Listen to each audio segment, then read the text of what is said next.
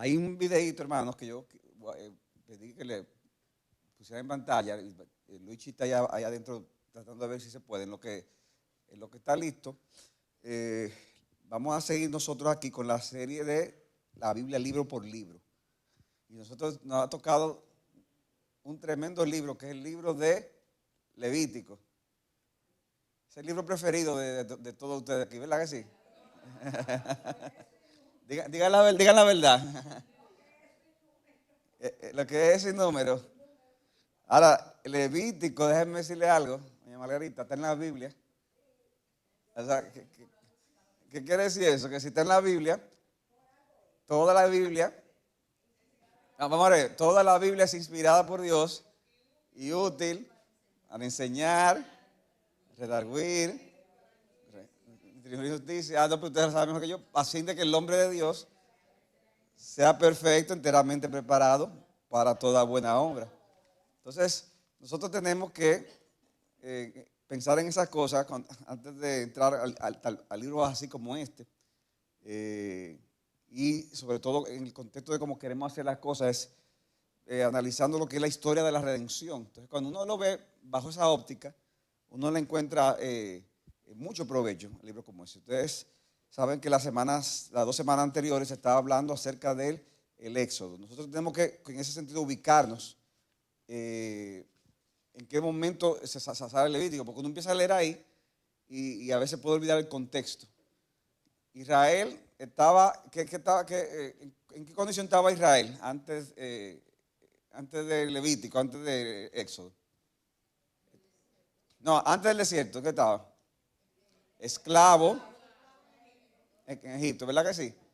Y entonces sale por la mano poderosa de Dios, sale de Egipto, van camino al desierto para la tierra prometida. Pero antes de llegar a la tierra prometida, eso es antes inclusive acuérdense que el viaje a la tierra prometida tal vez podía haber durado no sé qué tiempo, meses, tal vez un año y pico, después duró 40 años por el tema de la desobediencia, pero no ha pasado nada de eso todavía. Simplemente el pueblo de Israel sale de Egipto y el Señor les dice, antes de llegar a la tierra prometida, ustedes tienen que saber bajo qué términos ustedes salen, quiénes son ustedes, cuáles son las leyes, o sea, bajo qué condiciones nos vamos a relacionar.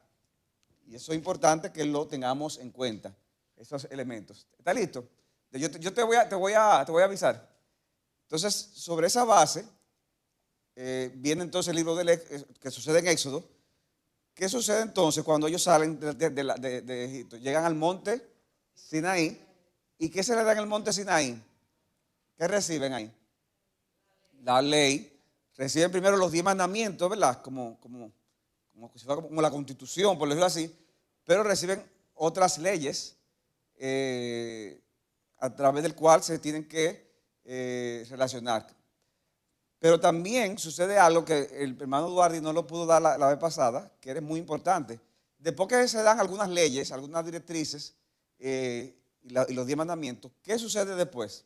En el mismo Éxodo. En los últimos capítulos, ¿en qué se concentra? A ver, ¿quién se acuerda? No, rebelión. No, rebelión eso es... Aunque en Éxodo creo que sí, hay una... Pero se le dedica varios capítulos a eso. A ver, ¿quién recuerda? No, eso es ahora en Levítico que lo vamos a ver. ¿Qué pasa en el mismo Éxodo? Son capítulos que solamente para los arquitectos que se pueden deleitar en eso, ¿verdad? El tabernáculo. Pero aquí está pendiente aquí. Viene la construcción del tabernáculo. Y son varios capítulos que se le dedica a eso. ¿Por qué? Porque el tabernáculo era el lugar donde iba a estar el arca y donde estaba en ese momento la presencia de Dios. Acuérdense, estábamos en el Antiguo Testamento y al inicio. La presencia de Dios era supeditada a donde tuviera el arca y por eso había que hacer un tabernáculo para donde tuviera el arca. Entonces en ese tabernáculo Dios se iba a revelar al hombre. Entonces, fruto de eso, entonces el capítulo del libro de Éxodo termina con eso, con lo de la construcción del tabernáculo. Pero dice al final de Éxodo, dice al final, y pónganse la idea, o sea, usted está leyendo la Biblia, está leyendo sobre el tabernáculo, que tanto a medida, tanto esto, aquello, lo otro, y de repente cuando está listo, versículo 34, ¿quién lo quiere leer? De Éxodo 40, del 34 al 38. Doña Paula.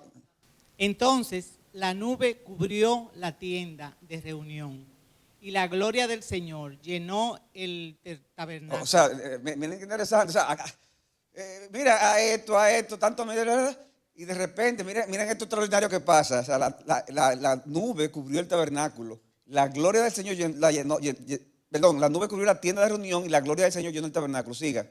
Moisés no podía entrar en la tienda de reunión porque la nube estaba sobre ella y la gloria del Señor llenaba el tabernáculo.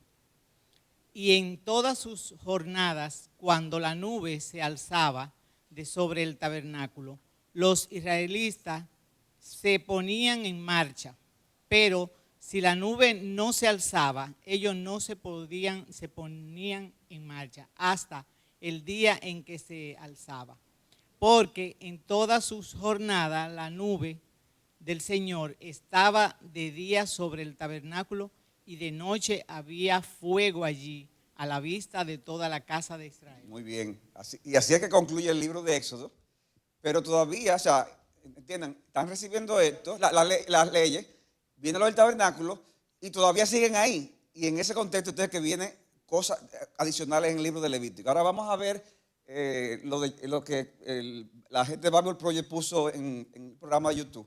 El libro de Levítico es el tercer libro de la Biblia y se desarrolla justo después de la liberación de los israelitas de su esclavitud, cuando Dios los llevó al pie del monte Sinaí y los invitó a una relación de pacto. Ahora, ellos rápidamente se habían rebelado y quebrantado ese pacto, y Dios quería que su gloriosa presencia viniera y viviera justo en medio de Israel mediante su tabernáculo. Pero el pecado de Israel ha dañado la relación. Así que al final del libro anterior, Éxodo, Moisés, como representante de Israel, no podía siquiera entrar a la presencia de Dios en la tienda. El libro de Levítico inicia recordándonos este problema fundamental. Dice, el Señor llamó a Moisés desde la tienda. Así que la pregunta es, ¿cómo puede Israel en su condición de pecado y egoísmo ser reconciliado con este Dios santo? De eso se trata este libro, sobre cómo Dios, en su gracia, está proveyendo un camino para que un pueblo pecaminoso y corrupto pueda vivir en su santa presencia. Ahora, detengámonos un momento y exploremos esta importante idea de que Dios es santo. Este concepto es fundamental para entender este libro. La palabra santo significa estar apartado o ser único. Y en la Biblia, Dios está apartado de todas las cosas por su rol único, como creador de todo, como el autor de la vida misma. Así que si Dios es santo, entonces el espacio alrededor de Dios también es santo. Está lleno de su bondad, vida, pureza y justicia. Así que si Israel, injusto y pecaminoso, quiere vivir en la presencia santa de Dios, ellos también deben volverse santos. Su pecado debe ser enfrentado, y por eso tenemos el libro de Levítico. Ahora, el libro tiene un diseño asombrosamente simétrico. Explora las tres maneras principales en que Dios ayuda a Israel para que pueda vivir en su presencia. Las secciones externas son descripciones de rituales que Israel debía practicar en la presencia santa de Dios. Las siguientes secciones internas se enfocan en el rol de los sacerdotes de Israel como mediadores entre Dios e Israel. Y dentro de eso hay dos secciones que se enfocan en la pureza de Israel. Y luego, justo en el centro del libro, hay un ritual clave, el Día de la Expiación, el cual provee unidad a todo el libro. El libro concluye con una breve sección donde Moisés llama a Israel a ser fiel a este pacto. Vamos a profundizar en el contenido del libro. La primera sección explora los 5 tipos principales de sacrificios rituales que Israel debía llevar a cabo. 2 de ellos eran maneras de cómo un israelita podía dar las gracias a Dios al ofrecerle de vuelta un obsequio simbólico de lo que Él le había dado primero. Los otros 3 sacrificios eran diferentes maneras de pedirle perdón a Dios. Así que aquí el israelita ofrecería la sangre de un animal mientras confiesa que su pecado ha aumentado el mal y la muerte en el mundo bueno de Dios. Pero Dios, en lugar de destruir a esta persona, por supuesto que quiere perdonarla. Así que el animal muere simbólicamente en su lugar y hace expiación, lo que significa que cubre su pecado. De manera que a través de estos rituales, los israelitas eran constantemente recordados de la gracia de Dios, pero también de su justicia y de la seriedad de su propia maldad y las consecuencias. El segundo grupo de rituales establecen las 7 fiestas anuales de Israel, y cada una de ellas cuenta una parte diferente de la historia sobre la manera en que Dios los redimió de la esclavitud en Egipto y los llevó a través del desierto hacia la tierra prometida.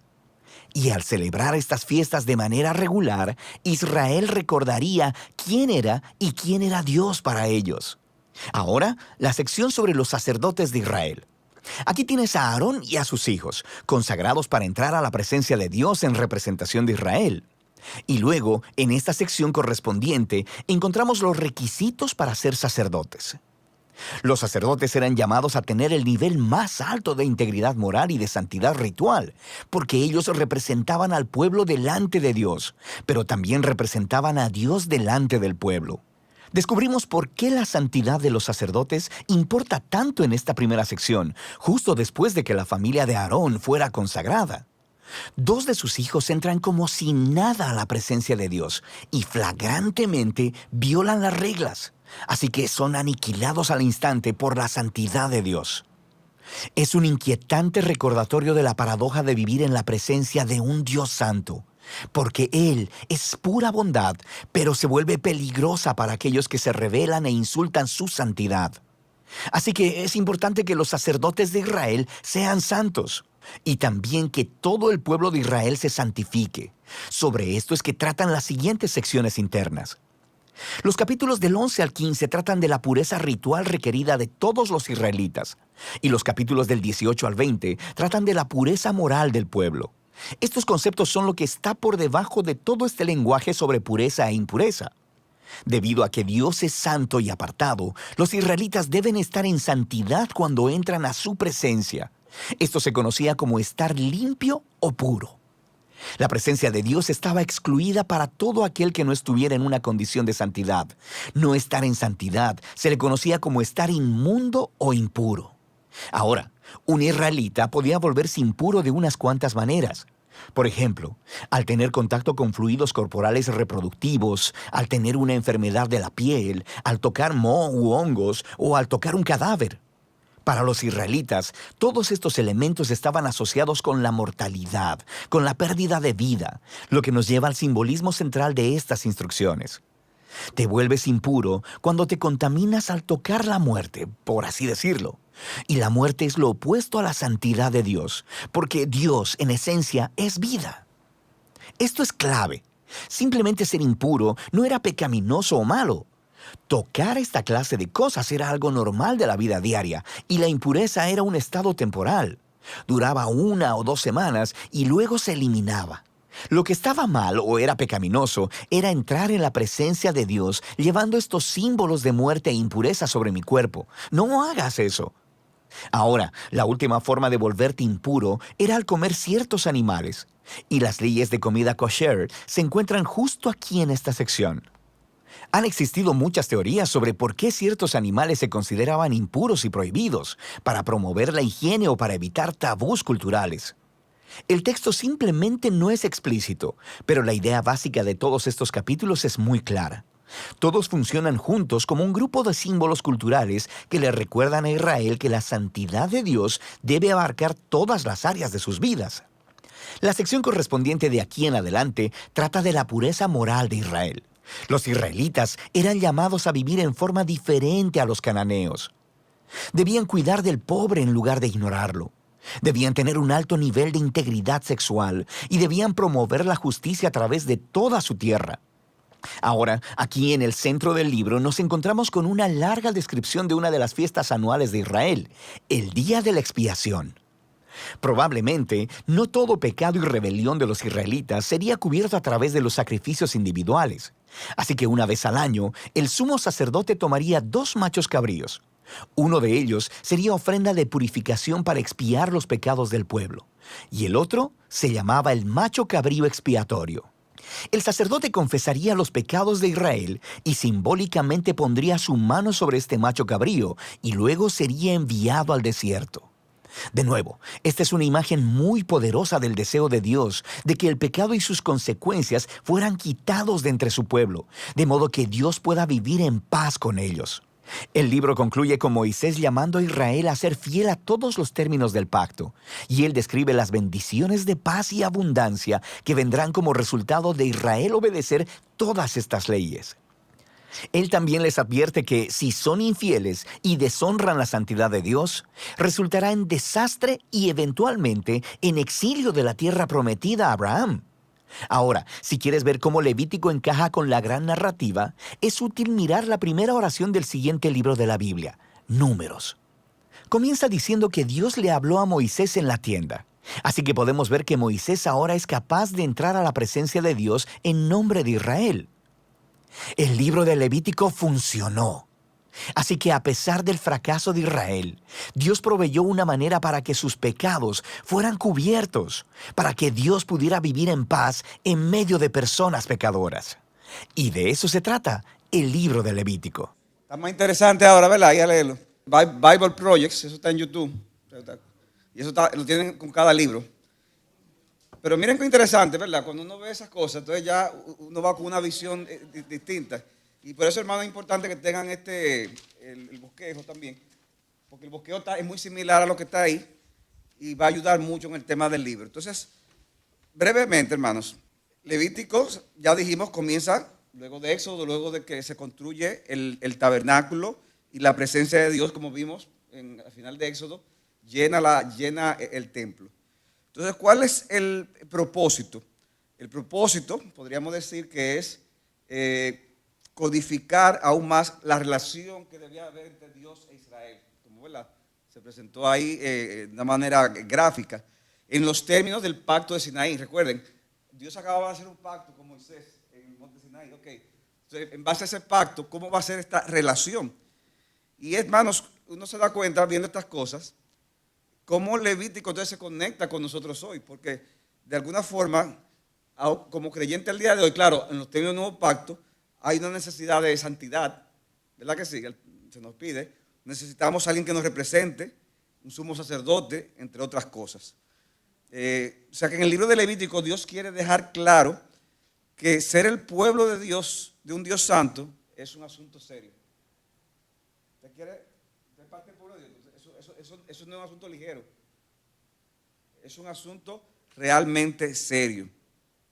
Y la oración, ¿verdad? En el folleto que usted tiene, sería como el tema: Dios es santo y por tanto su pueblo debe ser ¿qué?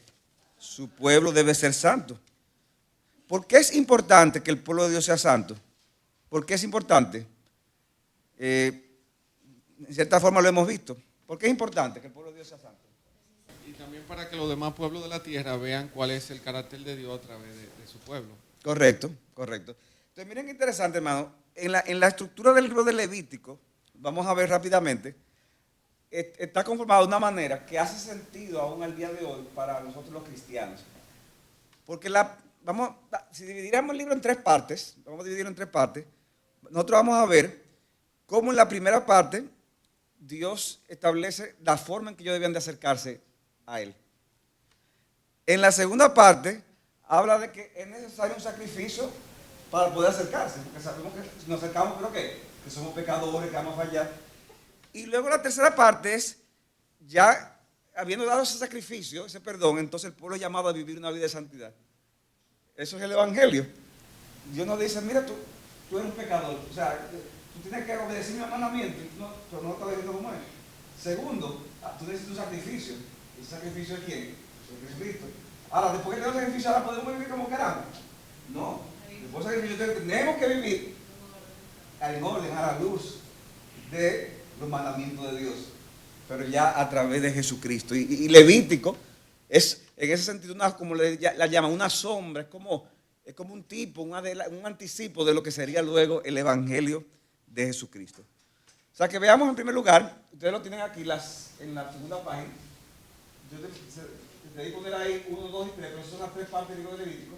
Tenemos las ofrendas en el tabernáculo, que son los capítulos 1 al 7. Los capítulos 1 al 7, que son las ofrendas en el tabernáculo. Y hay varias ofrendas.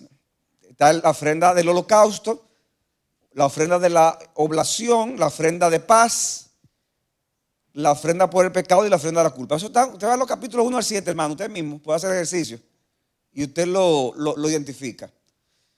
Dice Levíticos 1:3, si tu ofrenda es un holocausto del ganado, ofrecerás un macho sin defecto, lo ofrecerás a la entrada de la tienda de reunión para que sea aceptado delante del Señor. Pondrá su mano sobre la cabeza del holocausto y le será acepto para expiación suya. Entonces degollará el novillo delante del Señor y los sacerdotes, hijos de Aarón, ofrecerán la sangre y la rociarán por todos lados sobre el altar que está a la entrada de la tienda de reunión. Hermano, imagínense el sangrerío que había ahí con... ¿Quiénes han visto aquí los mataderos? ¿Quiénes no lo han visto? Pero mataderos, pero en acción. Aquí hay algunos que a lo mejor también le entran a eso. Mire, hermano, eso imagínense eso todos los días, todo el tiempo y en abundancia. Eso no hay lugares santísimos. A veces no lo canta, Señor, quisiera entrar a tu lugar santísimo. pero entrar al lugar santísimo en esa época, entrar al lugar santo, eso debió ser una de las cosas más horrendas y de más mal olor y más desagradable a la vista. Exactamente. Pero ¿por qué es algo horrible? ¿Sabe por qué? Porque Dios quiere que nosotros veamos el pecado como algo horrible. O sea, ¿qué tan horrible es el pecado? Usted me dice que usted le diga, mira, Julio, por un año tú vas a vivir en el matadero. Pero no fuera, no, ahí adentro. Ahí tú vas a estar ahí, tú vas a comer ahí mismo mientras están ahí. Va a dormir ahí. Castigo. La gente se acostumbra a las cosas también. Pero pónganse en el lugar, lo que digo, de lo que estaba pasando ahí. Hermano, eso era horrible. ¿Por qué? Porque horrible es nuestro pecado. Eso es un reflejo chiquito de cuán serio es el pecado para Dios. Como era serio, Dios estableció esas ofrendas. Hay una ofrenda al Señor, ahora es muy bonito, ofrendas espirituales, pero en esa época no eran espirituales. En esa época era de sangre. Entonces, miren qué interesante que dice, se colocaba la mano sobre la cabeza del becerro. ¿Y qué quería transmitir esa señal, esa imagen de poner la mano en la cabeza? La transferencia de la culpa del pecado. Es como decir, yo soy el pecador, pero al poner mi mano sobre la cabeza, simbólicamente, ¿verdad? Yo estoy transfiriendo ese pecado, tan horrible que tengo, lo estoy transfiriendo sobre ese animal. ¿Y qué pasa al transferir sobre ese animal? ¿Qué le corresponde al animal entonces? La muerte, porque el pecado trae ¿qué? Muerte. Miren qué interesante, o sea, es el libro de Levítico en ese sentido. Después ya hablamos que estaba la ofrenda de la oblación, que era como un acto de devoción y conmemoración, ofrenda de paz, que resaltaba el hecho de que todos los israelitas pertenecían al Señor, la ofrenda por el pecado. Miren qué interesante, la ofrenda por el pecado está en el capítulo 4. Pero ya, y la del holocausto no fue por el pecado, sí, tenía que ver con el pecado, pero esta que se llama específicamente ofrenda por el pecado, estaba destinada principalmente a cubrir los pecados que el pueblo había cometido por ignorancia o involuntariamente. O sea que no solamente era que ay, mira, yo le hablé mal a una persona o yo defraudé. No, hay pecados que uno comete, ¿verdad? Que uno no se da cuenta. O sea, hay pecados de ignorancia. Que después con el tiempo que tú te das cuenta, pero esto no estaba bien. O cuando Dios te trae más luz. O sea, hay gente que piensa que no, como no fue mi motivación no fue esa. Dios no lo toma en cuenta. Sí, hermano, Dios lo toma en cuenta. Porque el pecado es pecado. El pecado es pecado. Imagínese, o sea, usted viola una ley en el país. La ignorancia no es no te exime de las consecuencias. Entonces, ¿qué pasa? Había que hacer ofrendas hasta por los pecados inconscientes, los pecados o no intencionales. Entonces, cuando usted lee Levítico, está leyendo esas cosas, hermano. O sea, aprenda a conectarlo con toda la Biblia. O sea, no se quede más en Levítico, wow, y tantos versículos. Usted lo lee y lo lee con esos ojos de, wow, o sea, que hasta yo necesito el perdón de Dios, hasta por los pecados que yo cometí que ni cuenta me había dado. Hermano, mire, aquí todos tenemos pecados que ni cuenta nos hemos dado. Y necesitamos en ese sentido la misericordia de Dios. O sea que lo que sobresale en estos capítulos es la exactitud inflexible de nuestro Dios santo. O sea, hermanos, la santidad de Dios es una cosa terrible. Y una cosa que son estándares muy altos. Son estándares perfectos que no admiten la más mínima equivocación. O sea, para poder ser aceptado por los estándares, es el que no existe la más mínima equivocación. La más mínima ya. ¿Por qué? Porque Dios es 100% santo y perfecto. Entonces, ¿perdón? Entonces después seguimos con las capítulo 8 al 10. Nos encontramos con las regulaciones. Aquí hay un error, hermanos, en la hojita, perdón. Encima de ofrendas por el pecado, usted puede poner, vamos a seguir aquí. En el capítulo 8 al 10, que estamos en la parte de las regulaciones. Entonces, ¿a dónde vamos? Vamos entonces al famoso pasaje que mencionó doña Margarita. Antes de eso, nosotros vemos que en el capítulo 9 se hace unas cantidades de regulaciones con animales muertos. Lo mismo que vean en el video, cómo manejarse con hígado, costado, riñones. O sea, cuando se sacrifican esos animales, entonces también, no era nada más que, o sea, imagínense, Julio está ahí, acuérdense que esa es la casa de Julio, pero no solamente que él va a ver cuando matan, es que hay ciertas cosas de cómo sacar el hígado, cómo sacar los riñones, todas esas cosas, que rico, ¿eh? Y dice que el pueblo cayó postrado cuando oyó todas esas cosas, porque estamos hablando de que el pueblo entendió, wow, pero todo eso habla de lo serio que es el pecado. Entonces, la historia sigue ahí en el capítulo 10 de Levítico. ¿Qué pasa? Aún con todas esas descripciones que se dan, regulaciones para Aarón y sus hijos de cómo debían ofrecer sacrificios. Hermanos, era una cantidad de cosas increíbles. Los hijos de Aarón, Nadab y Abiú, decidieron hacer una forma de acercarse a Dios que no estaba dentro de los requisitos que Dios había dado. ¿Y qué pasa? Dice el capítulo 10, versículo 1, es un texto digno de leerse. Pero Nadab y Abiú, hijos de Aarón, tomaron sus respectivos incensarios y después de poner fuego en ellos y echar incienso sobre ellos, ofrecieron delante del Señor fuego extraño. ¿Y qué pasa con ese fuego? Que era un fuego que Dios había prohibido. Eso es lo que dice el texto. ¿No estaba prohibido?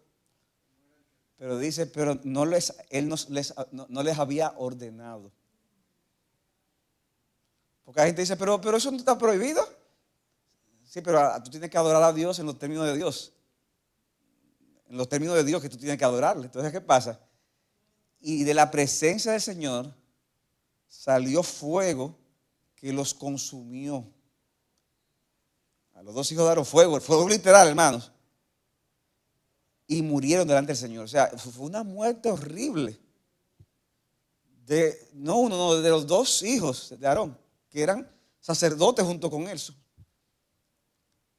Y hermano, piensen, pónganse en el lugar del papá, y la mamá y la familia, pero en este caso el papá que era parte del trabajo que estaba haciendo y estaban tratando de hacer todo, ok, sí señor, hay que vestirse de esta manera y hay que hacer esto. O sea, lo hicieron todo casi, excepto en ese punto.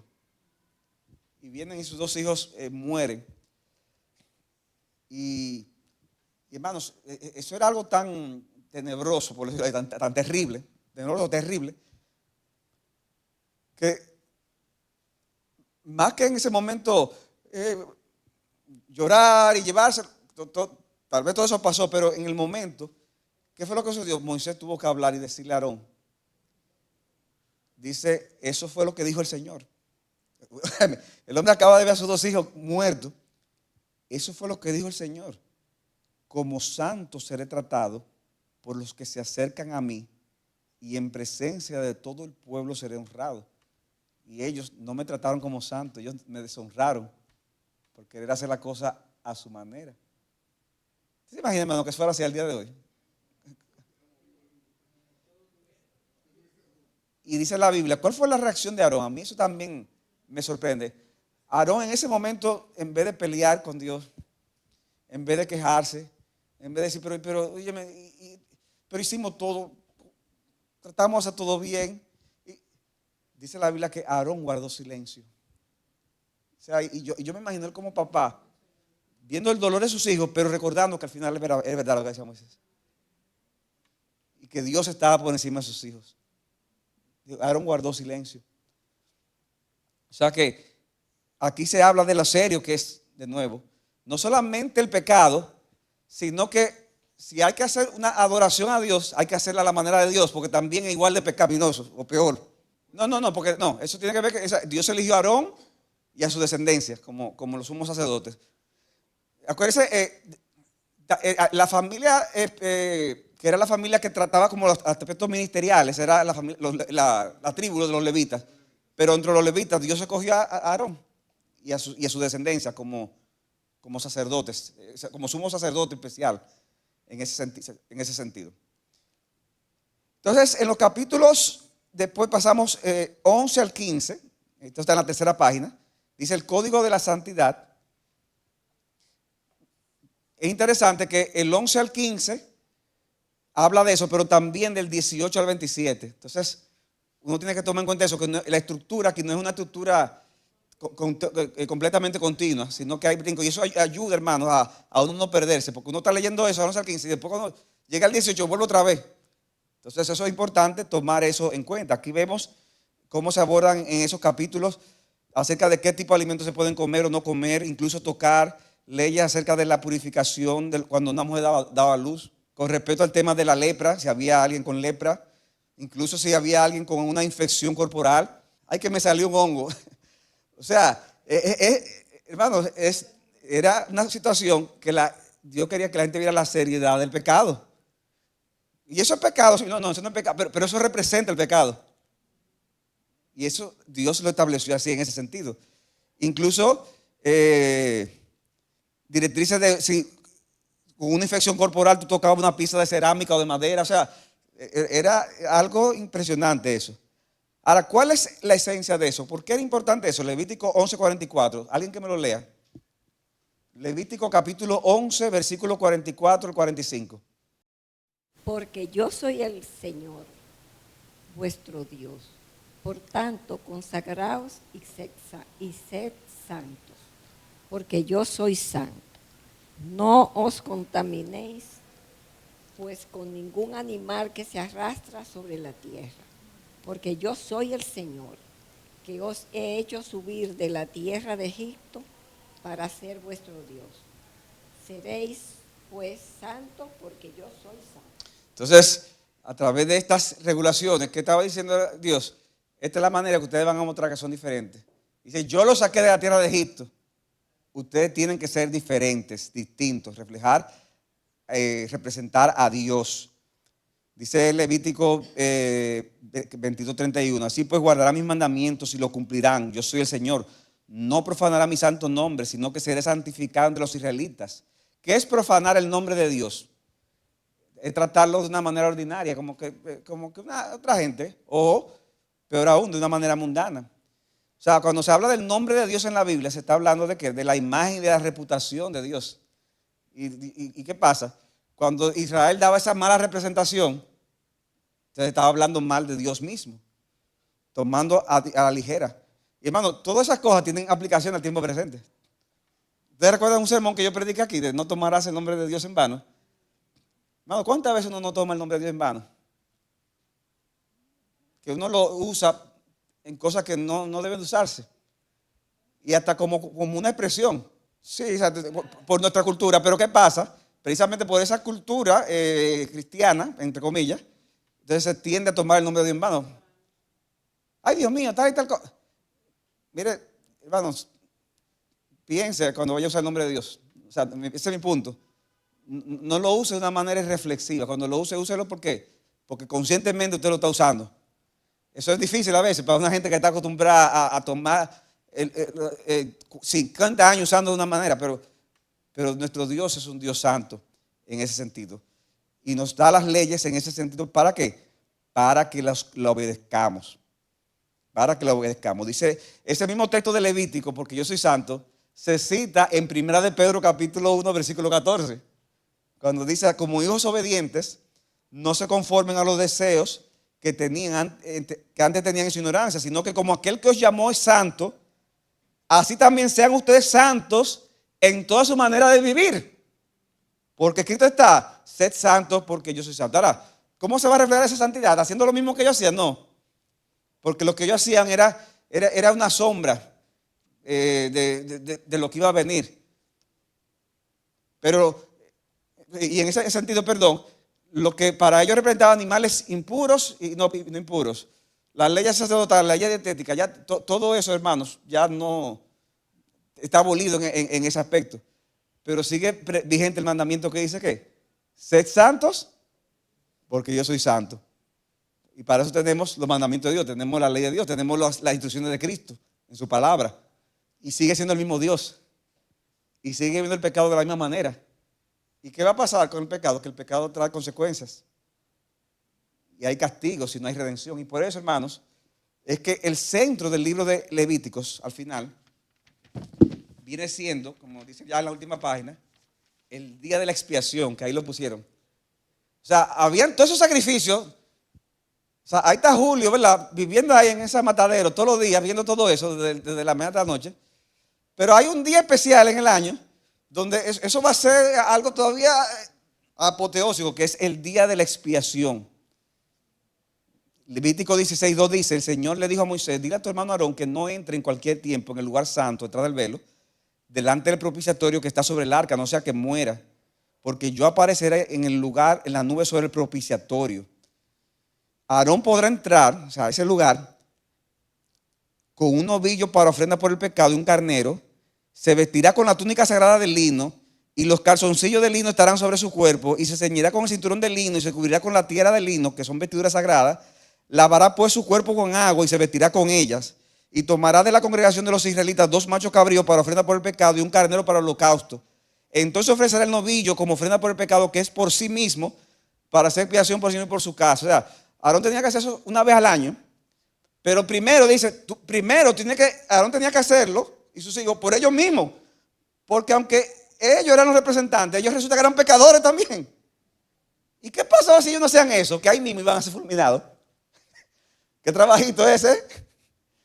Yo imagino, ¿verdad? No, me toca el día de la expiación. O sea, ese era algo serio. Él debía de purificar sus propios pecados. Y cuando entonces lo purificaba, entonces entraba al lugar santísimo. Y miren lo que dice Levítico 16:12. Y tomará incensario lleno de brasa de fuego de sobre el altar que está delante del Señor y 2 puñados de incienso aromático molido y lo llevará delante del velo. Pondrá el incienso sobre el fuego delante del Señor para que la nube del incienso cubra el propiciatorio que está sobre el arca del testimonio, no sea que Aarón muera. O sea, tenía que asegurarse de eso, que se viera esa nube, porque si no se veía como quiera iba a ser fulminado. Pero eso las casas de sacerdotes tenían que entrar, habían como unas campanitas, para que se supiera, está vivo porque está sonando la campanita. O sea, era un asunto serio. El humo debía cubrir la gloria de Dios para que no arremetiera contra él y lo consumiera. Dice el versículo 21 de Levítico 16.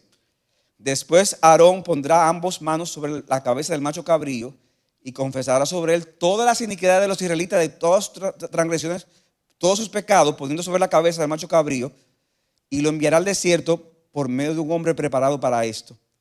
El macho cabrío llevará sobre sí todas las iniquidades de ellos a una tierra solitaria, y el hombre soltará al macho cabrío. O sea que había uno que era sacrificado, pero había otro que lo que hacía era que lo dejaban salir. Lo dejaban salir todos los años, una vez al año.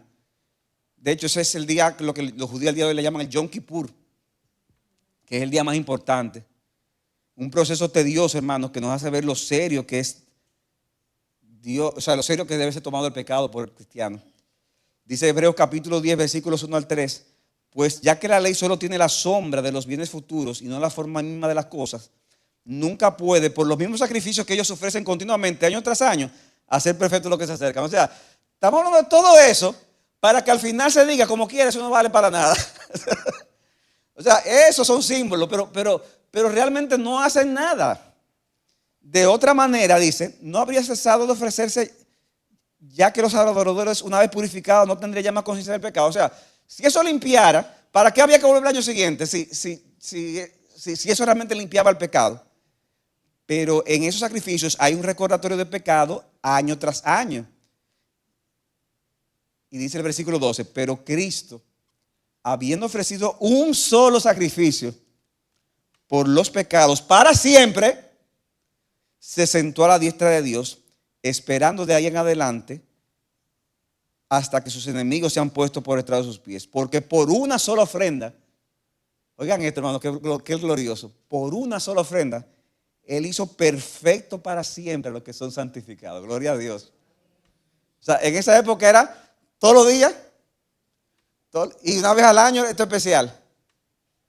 Ahora dice Cristo, no, Cristo lo hizo una sola vez y por una sola ofrenda hizo perfecto para siempre a todos los santificados. En ese sentido, hermano, somos perfectos. En el sentido de que Dios, cuando nos ve a nosotros, ¿qué es lo que ve? El sacrificio de Cristo en nosotros. Pastor, pero nosotros pecamos, sí, pero ahora es el pecado como de un hijo a un padre. Pero ese sacrificio de Cristo pagó por nuestros pecados pasados, presentes y futuros. Debe haber confesión de pecado como quiera, debe haber arrepentimiento. ¿Para qué? Para restaurar esa relación. Pero hermano, no es por lo que tú pidas perdón que eres salvo. La base sobre la cual eres salvo fue el sacrificio de Jesucristo. No que tú tengas que confesar el pecado. Hay personas que piensan, ay, si llega el Señor y hay un pecado que yo no he confesado, me embromé. No. Tranquilo en ese sentido, porque es por la obra de Cristo. Doña Carmen. Y ya no necesitamos un sacerdote, porque tenemos a Cristo como nuestro sumo sacerdote que está vivo, que los demás sacerdotes morían, este está vivo. Julio, y terminamos con esto, porque ya el tiempo... Si bien vimos que en Éxodo fue la ley moral de los 10 mandamientos, podemos decir que el Levítico fue la ley ritual, que fue la que Cristo terminó derogando con su... qué pregunta más difícil tú me has hecho hasta ahora. En la escritura, en estos libros, uno ve aspectos morales, definitivamente, y uno también ve aspectos ceremoniales y aspectos aún civiles, que tenía que ver con Israel como nación política. Pero a veces hay que tener cuidado con querer hacer como una separación, como que esto es lo moral y solamente lo moral. Esto es lo ceremonial y solamente lo ceremonial. Esto es lo civil. O sea, uno tiene que tener cuidado porque yo, personalmente yo no veo en la Biblia que haya esa división tan rígida. Porque uno ve en Levítico también donde se condena la inmoralidad sexual. Y eso es eso. No. Y está en Levítico. Entonces ahí uno se da cuenta que, ¿verdad? O sea, en la forma que Dios trajo su relación, no necesariamente, ok, vamos ahora con esto. Y que sí se aplica. Ahora esto no se aplica. Ahora no. Uno tiene que ver la ley en ese sentido, como un todo, y interpretar a la luz del Evangelio de Cristo. Y uno se da cuenta cuando le interpreta a la luz del Evangelio de Cristo, que hay cosas que definitivamente se cumplen en Cristo. Hay otras que permanecen porque son parte del reflejo del carácter de Dios. Y hay otras que toman una dimensión distinta. Porque, por ejemplo, las ofrendas. ¿Se abolieron o no se abolieron las ofrendas que aparece de los caos, sacrificios? ¿Se abolieron o no se abolieron? En un sentido, pero en otro sentido fueron transformadas. ¿Por qué? Porque dice la Biblia que nosotros al día de hoy ofrecemos sacrificios, pero sacrificios espirituales a Dios por medio de Jesucristo. Entonces lo importante es ver todas estas cosas a la luz del Evangelio de Cristo, a la luz del Nuevo Testamento. Pero muy buena pregunta esa. Vamos a poner para el examen de la próxima clase. Bien, hermanos, con esto terminamos el libro de Levítico. ¿Verdad que toma otra dimensión? ¿Verdad? Ahora. Pero, hermanos, que cuando a ustedes les toque leer Levítico, hay emoción. Y mira, pastor, ahora le voy a sacar más provecho al libro de Levítico. O sea que, yo sé que hay algunos que de hecho que están leyendo la lectura continuada. ¿Quién está leyendo Levítico ahora? Que le toca ahora. Mira, a varias gente. Tú vas por número. Bueno, pues vuelva a Levítico a ver entonces ahora con esta.